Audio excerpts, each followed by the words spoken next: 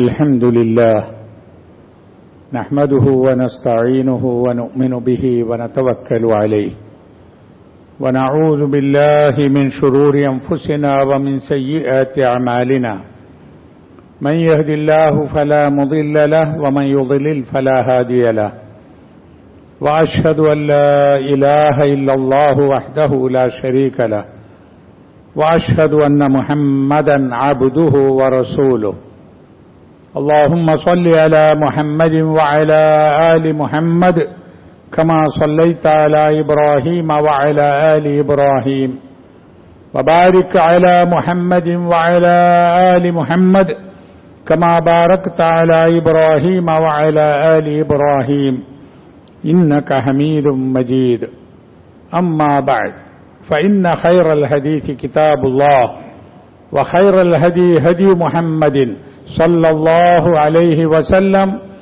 وشر الأمور محدثاتها فكل محدثة بدعة وكل بدعة ضلالة أعوذ بالله من الشيطان الرجيم بسم الله الرحمن الرحيم يا أيها الذين آمنوا اتقوا الله حق تقاته ولا تموتن إلا وأنتم مسلمون ബഹുമാന്യരായ സത്യവിശ്വാസികളെ, പരിശുദ്ധ ദീനുൽ ഇസ്ലാമിന്റെ നിയമ നിർദ്ദേശങ്ങൾ സൂക്ഷിച്ചുകൊണ്ട് അള്ളാഹുവിനോട് തഖ്വയുള്ളവരായി ജീവിക്കുവാൻ പരിശ്രമിക്കണമെന്ന് എന്നെയും നിങ്ങളെയും ഓർമ്മിപ്പിക്കുകയാണ്. അല്ലാഹു സുബ്ഹാനഹു വ തആല കൽപ്പിച്ച കാര്യങ്ങൾ അനുഷ്ഠിക്കുകയും വിരോധിച്ച കാര്യങ്ങളിൽ നിന്ന് വിട്ടുനിൽക്കുകയും പുണ്യകർമ്മങ്ങൾ ധാരാളമായി ചെയ്യുകയും ചെയ്യലാണ് തഖ്വ എന്ന് നാം മനസ്സിലാക്കണം. വിശുദ്ധ റമളാൻ അടുത്തിരിക്കുന്ന സമയമാണിത്. നമ്മളിപ്പോൾ ശഅബാൻ മാസത്തിലാണ്. റമളാൻ വരുന്നതോടുകൂടി റമളാൻ നോമ്പും അനുബന്ധ കാര്യങ്ങളും അനുഷ്ഠിക്കുവാൻ വേണ്ടി ഒരുങ്ങിയിരിക്കുകയാണ് മുസ്ലിം ലോകം. റമളാനിന്റെ ഒരുക്കങ്ങൾ ആവേശപൂർവ്വം ഏറ്റെടുക്കും മുസ്ലിങ്ങൾ എന്ന് നമുക്കറിയാം.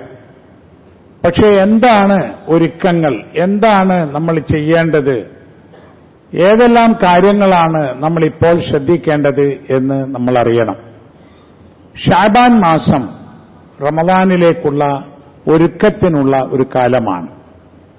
നബി സല്ലല്ലാഹു അലൈഹി വസല്ലമ റമളാൻ കഴിഞ്ഞാൽ ഏറ്റവും കൂടുതൽ നോമ്പെടുത്തിരുന്നത് ശഅബാൻ മാസത്തിലാണെന്നാണ്. അതിനെക്കുറിച്ച് ചോദിച്ചപ്പോൾ നബി സല്ലല്ലാഹു അലൈഹി വസല്ലമ പറഞ്ഞത്, ഉസാമത്ത് ബിൻ സെയ്ദ് റളിയല്ലാഹു അൻഹു ഉദ്ധരിക്കുന്ന ഒരു ഹദീസിൽ, ഖുൽതു യാ റസൂലല്ലാഹ് ലം അറക തസൂമു മിൻ ഷഹ്രിൻ മിന അശ്ശുഹൂരി മാ തസൂമു ഫീ ശഅബാൻ. അല്ലയോ പ്രവാചകരെ, താങ്കൾ ഈ ശഅബാൻ മാസത്തിൽ നോമ്പെടുക്കുന്ന അത്ര മറ്റു മാസങ്ങളിൽ നോമ്പെടുക്കുന്നത് ഞാൻ കണ്ടിട്ടില്ല. അതെന്തുകൊണ്ടാണ്? ഖാല, നബി സല്ലല്ലാഹു അലൈഹി വസല്ലമ പറഞ്ഞു, ദാലിക ഷഹ്റുൻ യഗ്ഫുലു നാസു അൻഹു ബൈന റജബിൻ വ റമളാന. റജബിന്റെയും റമളാനിന്റെയും ഇടയിൽ ധാരാളം ആളുകൾ അശ്രദ്ധനായി പോകുന്ന ഒരു മാസമാണിത്. വഹുവ ഷഹ്റുൻ തുർഫഉ ഫീഹിൽ അമാലു ഇലാ റബ്ബിൽ ആലമീൻ. ഈ മാസം മനുഷ്യന്റെ അമലുകൾ റബ്ബുൽ ആലമീനിലേക്ക്, അല്ലാഹുവിലേക്ക് ഉയർത്തപ്പെടുന്ന മാസമാണ്. ഫഉഹിബ്ബു അൻ യുർഫഅ അമലി വഅന സായിമുൻ. എന്റെ അമലുകൾ ഞാൻ നോമ്പുകാരനായിരിക്കെ അല്ലാഹുവിലേക്ക് ഉയർത്തപ്പെടാൻ ഞാൻ ആഗ്രഹിക്കുന്നു എന്ന്. മനുഷ്യന്റെ അമലുകൾ അല്ലാഹുവിലേക്ക് ഉയർത്തപ്പെടുന്നതിനെക്കുറിച്ച് വേറെയും ഹദീസുകളുണ്ട്. എല്ലാ ദിവസവും മനുഷ്യന്റെ അമലുകൾ അല്ലാഹുവിലേക്ക് ഉയർത്തപ്പെടും ദിവസവും എന്ന് ഹദീസുണ്ട്. ആഴ്ചയിൽ തിങ്കളാഴ്ചയും വ്യാഴാഴ്ചയും മനുഷ്യന്റെ അമലുകൾ അല്ലാഹുവിലേക്ക് ഉയർത്തപ്പെടും എന്ന് ഹദീസിലുണ്ട്. ഇപ്പൊ ദിവസമുള്ളത്, ആഴ്ചയിലുള്ളത്. പിന്നെ പറയുന്നതാണ് വർഷത്തിലൊരിക്കൽ മനുഷ്യന്റെ അമലുകൾ അള്ളാഹുവിലേക്ക് ഉയർത്തപ്പെടും, അത് ശഅബാൻ മാസത്തിലാണ് എന്ന്. ഇപ്പൊ റസൂൽ സല്ലല്ലാഹു അലൈഹി വസല്ലം പറയുന്നത്, എന്റെ അമലുകൾ അള്ളാഹുവിലേക്ക് ഉയർത്തപ്പെടുന്ന ഈ മാസം ഞാൻ നോമ്പുകാരനായിരിക്കാൻ ആഗ്രഹിക്കുന്നു എന്നാണ്. ശഅബാൻ മാസം റജബിന്റെയും റമളാനിന്റെയും ഇടയിലാണല്ലോ. ആ 2 മാസക്കാലവും വളരെ പുണ്യമുള്ളതാണ് എന്ന് ആളുകൾക്കും അറിയാം. അതിൽ വളരെ ജാഗ്രത പുലർത്താറുമുണ്ട്. പക്ഷേ ആളുകൾ അശ്രദ്ധമായി പോകുന്നതാണ് ശഅബാൻ മാസം. അത് കൂടുതൽ ഇബാദത്തുകൾക്ക് ഉപയോഗിക്കേണ്ടതുണ്ട്, പ്രത്യേകിച്ച് കൂടുതൽ നോമ്പനുഷ്ഠിക്കേണ്ടതുണ്ട് എന്നാണ് സൂചിപ്പിക്കുന്നത്. റമളാനിൽ നോമ്പെടുക്കുന്നതിനെക്കുറിച്ച് അതിന്റെ വിശദാംശങ്ങൾ നമുക്ക് പിന്നീട് പറയാം. ഒരു കാര്യം മാത്രം പറയട്ടെ. റമളാനിൽ നോമ്പെടുക്കുന്നതിനെക്കുറിച്ച്, അതിന്റെ ആവശ്യത്തിനെക്കുറിച്ച്, അതിന്റെ ഫലത്തിനെക്കുറിച്ച് ഖുർആൻ പറഞ്ഞത് ലഅല്ലക്കും തത്തഖൂൻ, നിങ്ങൾ സൂക്ഷ്മശാലികളായി തീരാൻ വേണ്ടി എന്നാണ്.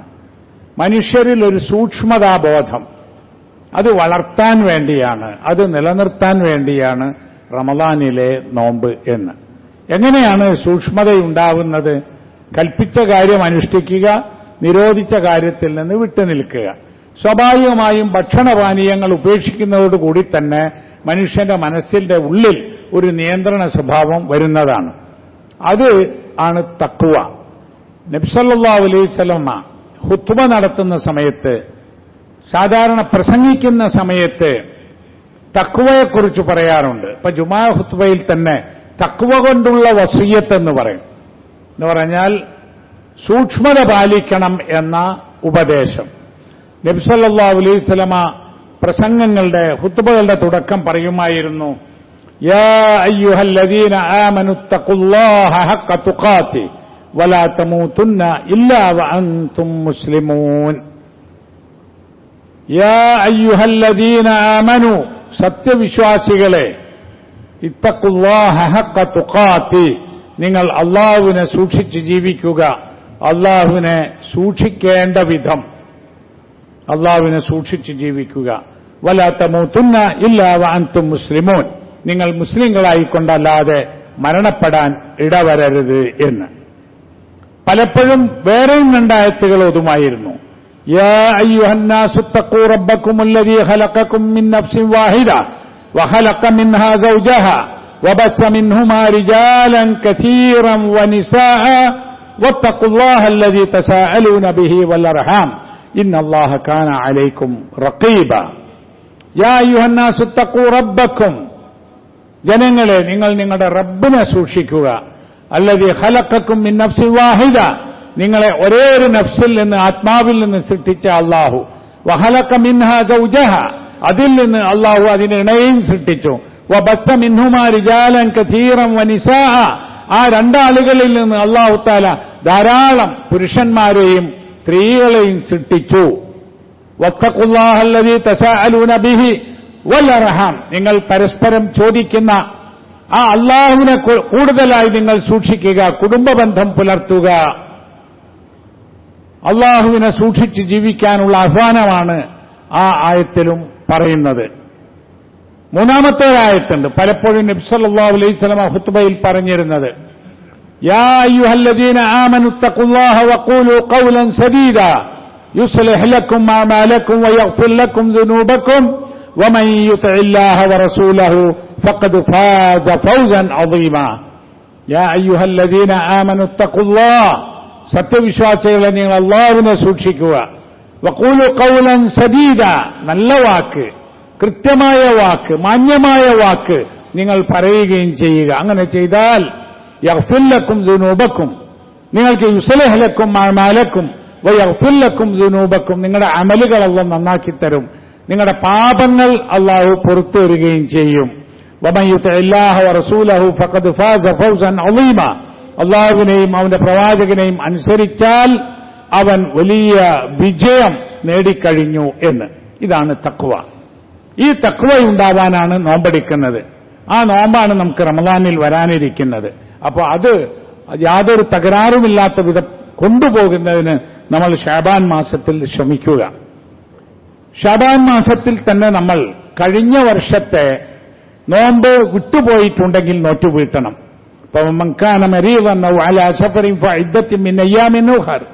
ആരെങ്കിലും യാത്രയിലായിരുന്നു അല്ലെങ്കിൽ രോഗിയായിരുന്നു എങ്കിൽ മറ്റു ദിവസങ്ങളിൽ നോമ്പെടുത്ത് വീട്ടണം എന്നാണ്. അത് അടുത്ത റമളാനിന്റെ മുമ്പ് നോമ്പെടുത്ത് വീട്ടണം.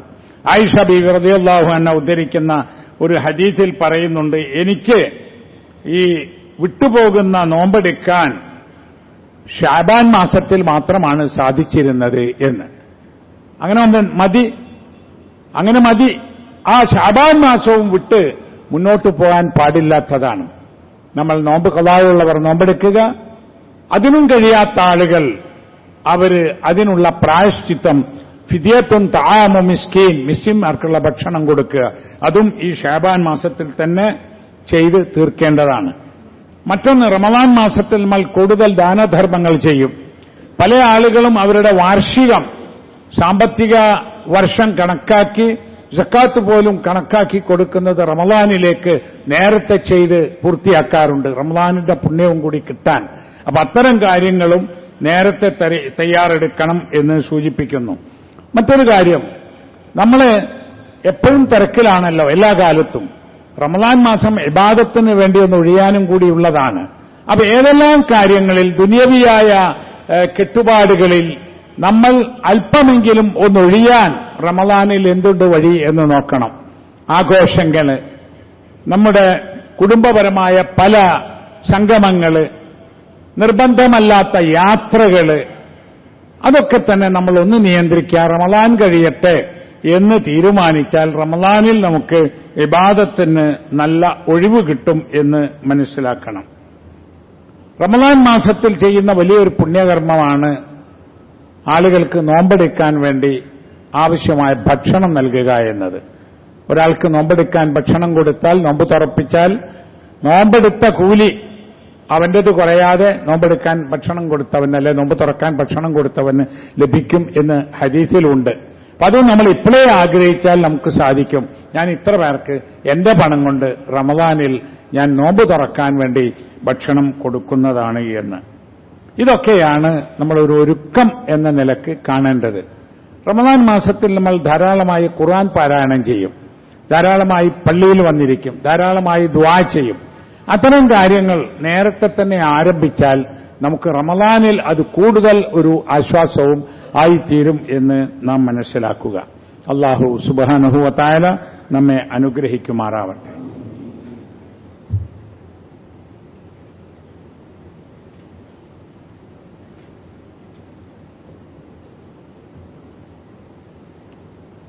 അൽഹംദുലില്ലാഹി റബ്ബിൽ ആലമീൻ വലാഖിബത്തു ലിൽമുത്തഖീൻ വസല്ലല്ലാഹു അലാ നബിയ്യിഹിൽ കരീം വഅലാ ആലിഹി വസഹ്ബിഹി അജ്മഈൻ.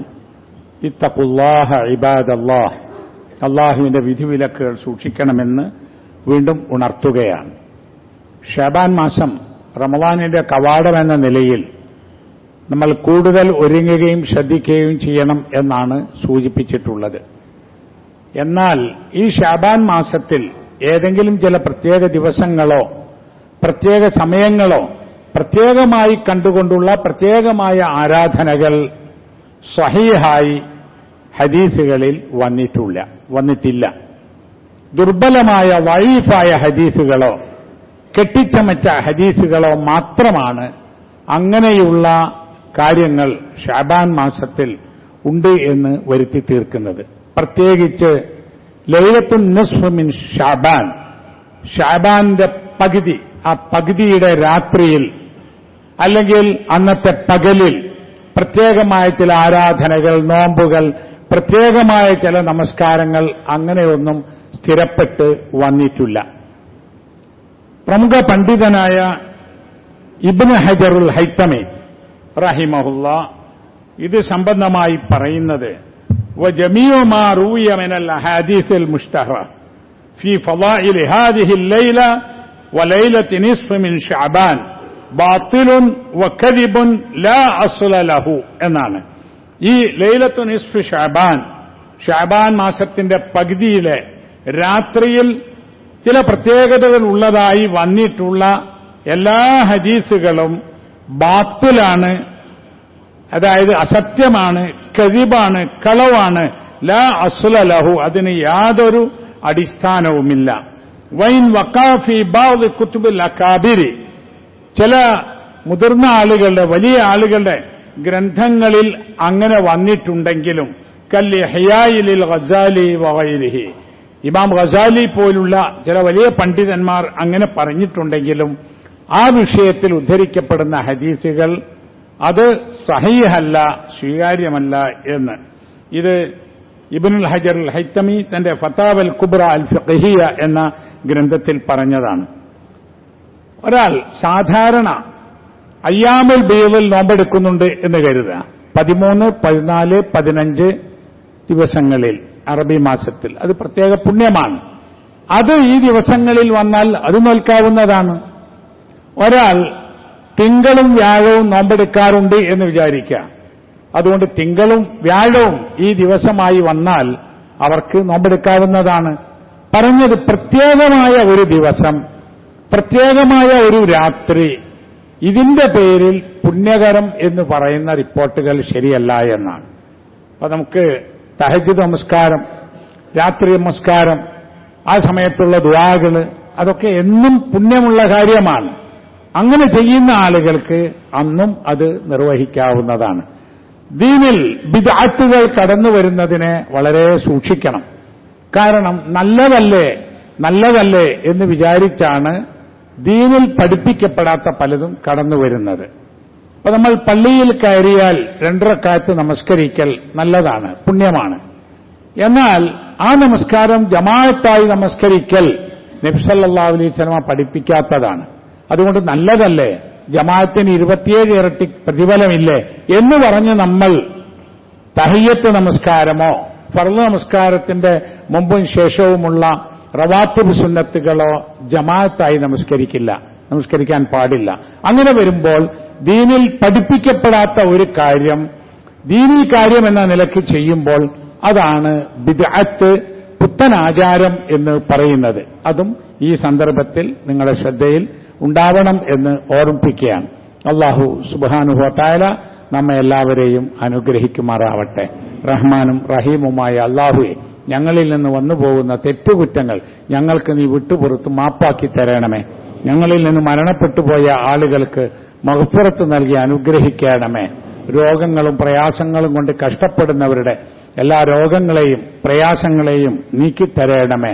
ഇസ്ലാമും മുസ്ലിം സമൂഹവും അനുഭവിക്കുന്ന പ്രയാസങ്ങളും പീഡനങ്ങളും തരണം ചെയ്യാനുള്ള ഈമാനും കരുത്തും നൽകി ഈ സമൂഹത്തെ നീ അനുഗ്രഹിക്കണമേ. ലോകത്ത് ജീവിക്കുന്ന എല്ലാ മനുഷ്യർക്കും ശാന്തിയോടും സമാധാനത്തോടും കൂടിയുള്ള സാഹചര്യം നൽകി അനുഗ്രഹിക്കണമേ. നമ്മോട് ദുആ ചെയ്യുവാൻ വേണ്ടി വസിയത്ത് ചെയ്തിട്ടുള്ള ആളുകളുടെ എല്ലാ സ്വാലിഹായ ഉദ്ദേശങ്ങളെയും പൂർത്തീകരിച്ച് തരണമേ. അല്ലാഹുമ്മ ഗ്ഫിർ ലിൽ മുഅ്മിനീന വൽ മുഅ്മിനാത്ത് വൽ മുസ്ലിമീന വൽ മുസ്ലിമാത്ത് الأحياء منهم والأموات إنك مجيب الدعوات يا قاضي الحاجات. ربنا تقبل منا إنك أنت السميع العليم وتب علينا إنك أنت التواب الرحيم. ربنا يا غافر المذنبين اللهم أعز الإسلام والمسلمين.